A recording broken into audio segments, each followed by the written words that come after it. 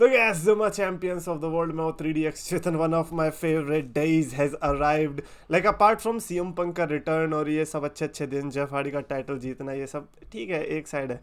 But the day Tony Khan decides कि आज मैं इसको उल्टी करनी है, वो डे बन जाता है मेरा फेवरेट डे.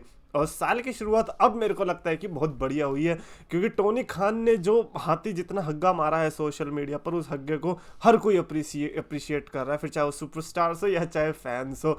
और मेरे को अब जाके पता चल रहा है डिफेंस क्या होता है. मैं आजकल ये सोचता था कि यार सुपरस्टार्स को कोई इन ये जो सुपरस्टार्स होते हैं, पर्सनालिटी होते हैं, इनको जो लोग कहते हैं कि तू डिफेंड क्यों कर रहा है, ये डिफेंड होता क्या है.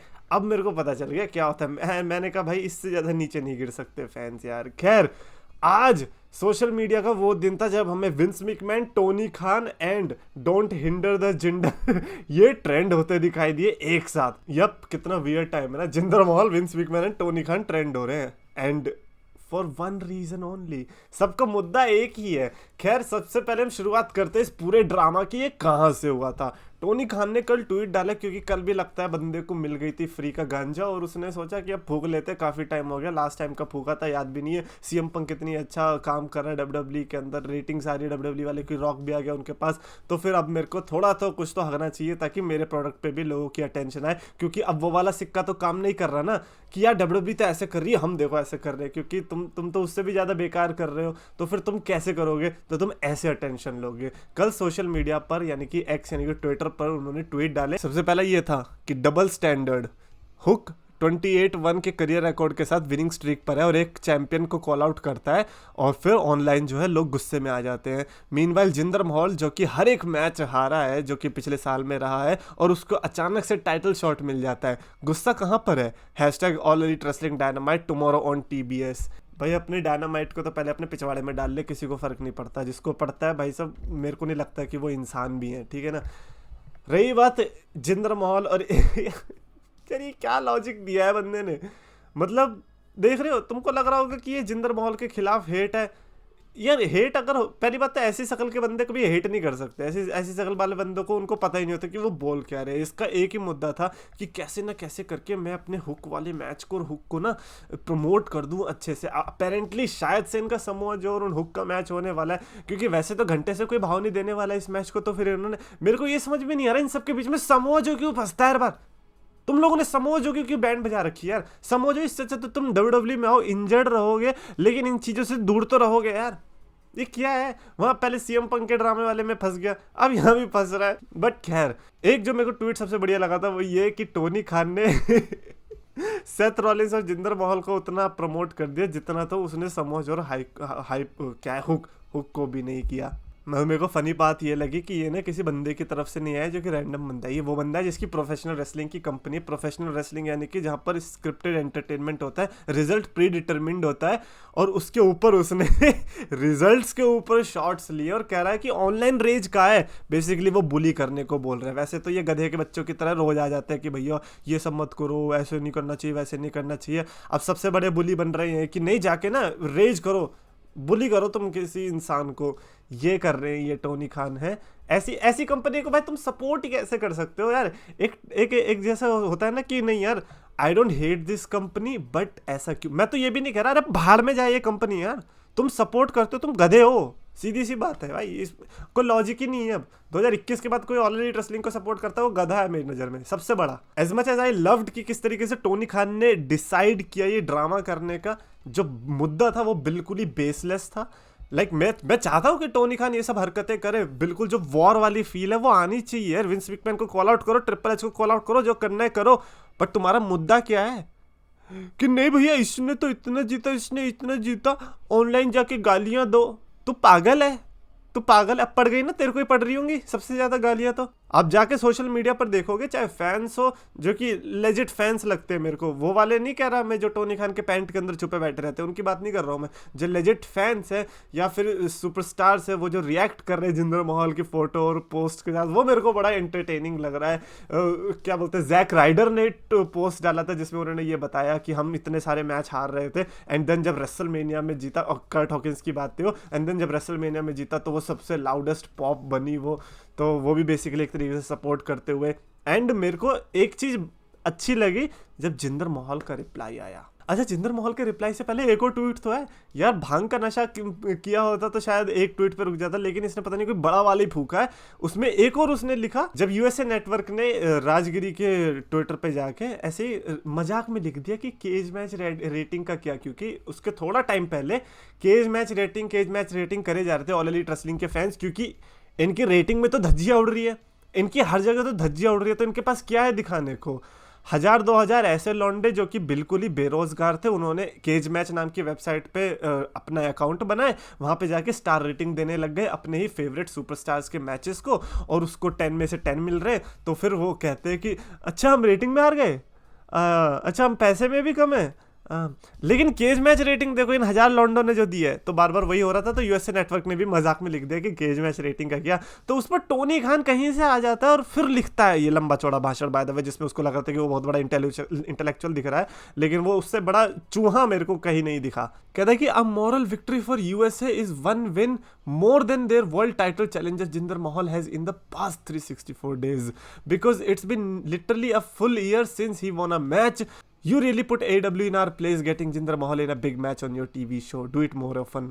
बेचारे ने लिखा तो बहुत अच्छे से, और मेरे को पता है कि ऑल एलीट रेसलिंग के फैंस तो इसे सुनकर गीले हो गए कि भाई बेइज्जती कर दी, भाई बेइज्जती कर दी।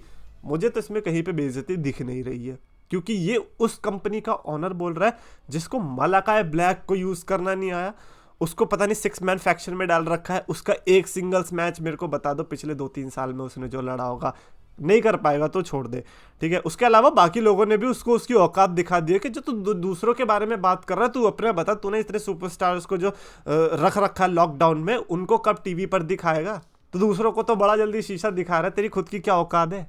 ये सब टोनी खान को दिखा दिया, लेकिन टोनी खान इन सब पे चुप है। टोनी खान ने सोच रखा है मैं तो बस सैवेज बनने आया हूँ, मेरे को और किसी चीज़ से फर्क नहीं पड़ता, मैं तो सैवेज बन के निकलूंगा। लेकिन एक लौता बंदा जिसकी बेइज्जती होकर निकलती है वो हमेशा यही बंदा होता है। यूजुअली क्या होता है, 2 बैटल्स अगर हो रही है तो आधे सपोर्ट में जाएंगे, आधे नेगेटिव में भी जाएंगे, लेकिन टोनी खान के सपोर्ट में आने का ही मन नहीं करता किसी भी लॉजिकली इंसान का, क्योंकि कोई सेंस ही नहीं है। अबे तुम जिंदर महल के खिलाफ हेट क्यों क्रिएट कर रहे हो ऐसी वाली, तुम्हें पता नहीं है तुम्हारी क्या रोल है, हैं? तुम्हें पता नहीं है तुम्हारा फैन बेस कितना वाहियात है। वो तो अच्छा हुआ कि डब्ल्यूडब्ल्यूई का फैन बेस तुमसे ज़्यादा है, काफ़ी ज़्यादा है, तो इसीलिए जिंदर महल की एक अलग ही हाइप बन गई। और जिंदर महल ने जब ट्वीट डाला, जो yes by the way Jinder महल ने जो ट्वीट डाला वो इस पूरी कॉन्वर्सेशन में, पूरे ड्रामा के अंदर मोस्ट लाइक्ड ट्वीट है। ये बता दिया कि भाई साहब जिंदर महल तो जीत गया इस बैटल को ऑलरेडी। पता नहीं कब से जिंदर महल ने ट्वीट नहीं किया था, and he came and he wrote कि हु द फुक is hook, watch Monday night raw on USA network Monday 8 PM EST। इस पे जब मैंने देखा था 22,000 के ऊपर लाइक्स थे, ठीक है ना, बहुत बढ़िया। मेरे को लगता है कि अच्छा जवाब दे दिया है, हुक कौन है, ठीक है ना। अब वो हुक को बीच में ला रहा है, जिंदर महल को इतनी बेइज्जती कर रहा है, तो भाई कोई भी नहीं सहता।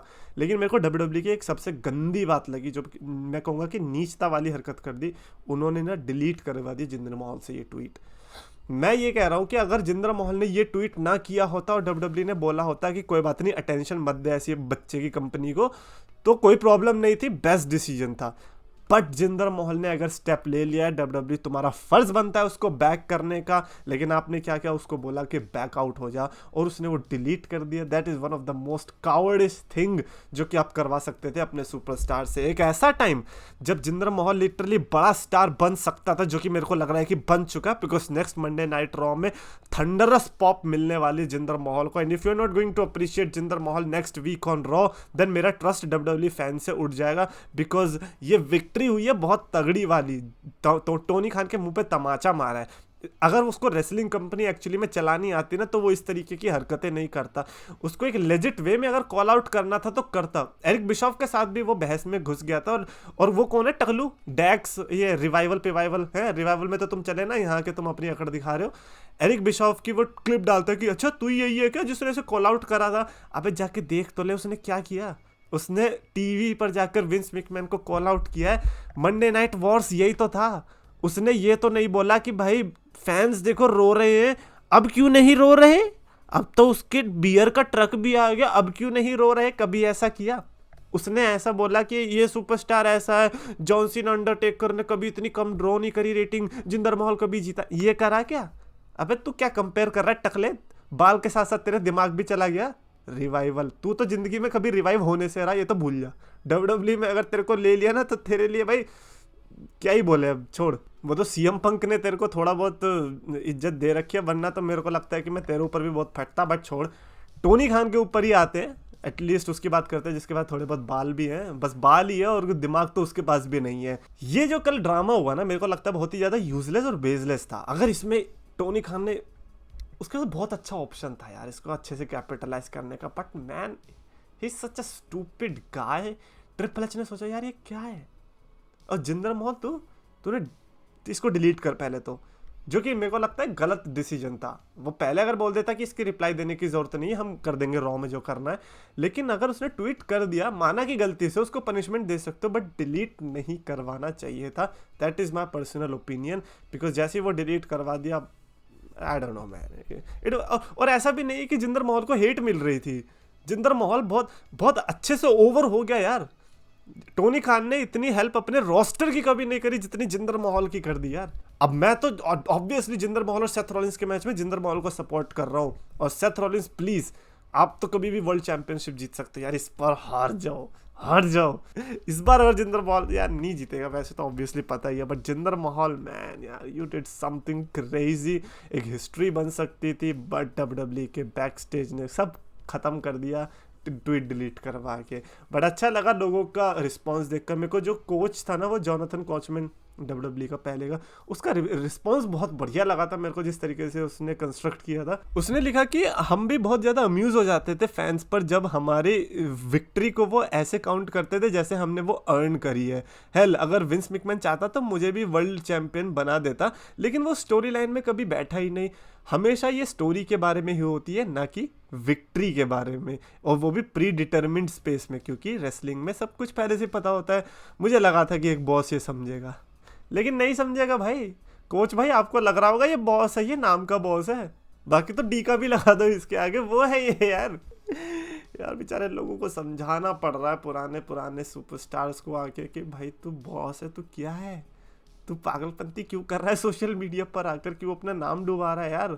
और मैं तो, चलो ठीक है ये सब हटाओ, अगर मैं ऑल एलीट रेसलिंग का सुपरस्टार हूँ, मैं ये सोच रहा हूँ कि मेरा बॉस क्या कर रहा है।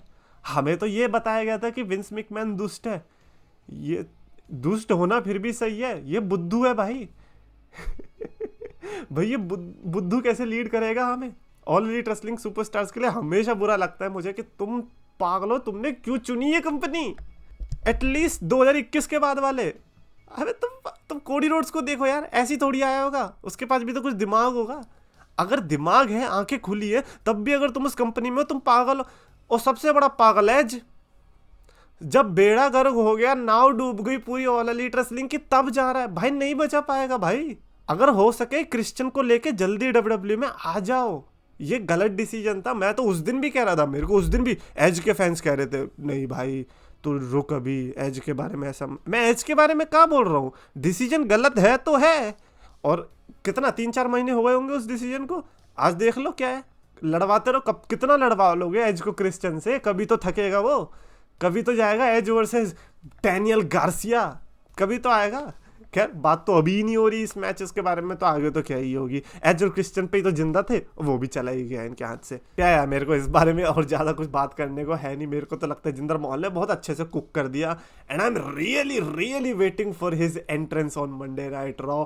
और भाई फैंस, आई होप कि यार ये लोग चीयर कर दे, because he deserved it, he deserved it. पहली बात तो रॉक के साथ प्रोमो, सेथ रॉलिंस के साथ जो प्रोमो था, मैंने एक बार दोबारा से देखा एंड आई रियलाइज्ड कि समहाउ सेथ रॉलिंस से अच्छा उस सेगमेंट के अंदर जिंदर महल ने परफॉर्म किया है। अगर इन दोनों के बेस पे ही अगर उन्होंने रिएक्शन दे दिया बहुत है, लेकिन अगर किसी को टोनी खान वाला इंसिडेंट भी पता है ना, तो भाई उठ के तालियां भी बजा देना, बस इतना चाहता हूँ मैं। ये तो घसीट बेचारे को रौंद दिया यार टोनी खान को सोशल मीडिया पे, और अच्छा ऐसा करना भी चाहिए। तो हमेशा बस ऐसे ही कर।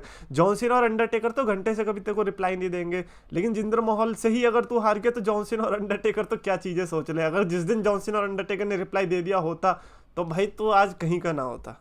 तेरा पापा तेरा आके खुद बोलता है कि भैया कंपनी ना मैच संभाल लूंगा, मेरे को ऑल एलीट रेसलिंग का, मेरे को रेसलिंग का कुछ नहीं पता, मेरे को फुटबॉल का पता है, लेकिन तेरे से तो अच्छा चला लूंगा। Anyways that's it for this video. Definitely comments में लिखकर बताना अपने थॉट्स, और अगर आप भी ऑल एलीट रेसलिंग के फैन हो, आई एम सॉरी बट गधे हो भाई, कर लो डिफेंड ऐसी कंपनी को। कब तक करोगे? ये वही बंदा है जब क्रिस जेरिको के साथ सेक्सुअल असॉल्ट का केस चलता है उसके बारे में कुछ नहीं बोलता, लेकिन अब जिंदर महल ने ये किया, जिंदर महल ने ये किया, जिंदर महल ने ये किया।